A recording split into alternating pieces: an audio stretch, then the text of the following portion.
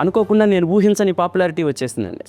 రహస్యం అనే ప్రోగ్రామ్కి TV9లో టెలికాస్ట్ అయింది. దానికి నేను చాలా హెవీగా ఉండే పదాలతో ప్రోమోస్ అవి తయారు చేస్తా ఉండేవాడిని. అవి నో తిరగట్లేదు, అదేదో ఆయన్నే చెప్పమానండి అని చెప్పి అన్నారండి. అంటే నేను అప్పుడు TV9 ఆఫీస్కి వెళ్ళి ఒకసారి నేను రాసిన స్క్రిప్ట్కి నేనే వాయిస్ ఇచ్చానండి. చాలా బాగుంది, వాయిస్ వల్ల ఇది పాపులర్ అయ్యేటట్టుంది, చేయమని అడగటం మొదలెట్టారు. చేసేసరికి ఇంకా నాకు కొన్ని రోజులు గడిచాక ఇంకా అయిపోయింది, మనం కారణ జన్మలో మనం దీనికోసమే పుట్టాము మనం అని చెప్పి ఫీల్ అవ్వడం మొదలెట్టానండి. నేను వచ్చిన పర్పస్ మర్చిపోయాను.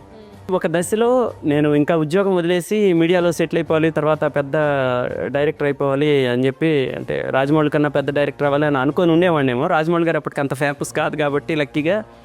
సో అనుకొని నేనేం చేశానంటే ఈ వాలంటీర్ రిటైర్మెంట్ కోసం అని చెప్పి అప్లికేషన్ రాసుకొని దేవానంద్ రెడ్డి గారని సార్ ఆయన దగ్గరికి వెళ్ళానండి. ఏంటి అసలు ఎట్లాంటి ప్రొఫెషన్ ఎంచుకున్నావు, ఎలాంటి ఫ్యామిలీ నుంచి వచ్చావు, ఏదో మీడియాలో ఒక 4 వర్క్స్ చేసి 4 స్క్రిప్ట్ రాయగానే బంగారం లాంటి జాబ్, నువ్వు చాలా చిన్న వయసు నీది, నువ్వు రిటైర్ అయ్యే టైంకి కొన్ని వేల మంది పిల్లలు నీ ద్వారా వస్తారు, సొసైటీలోకి వస్తారు.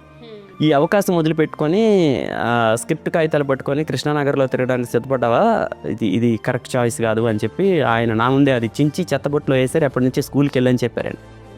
ఆ క్షణానికి నచ్చలేదండి. తర్వాత ఇంటికి వెళ్ళి ఆలోచించుకుంటే కరెక్టే అనిపించిందండి.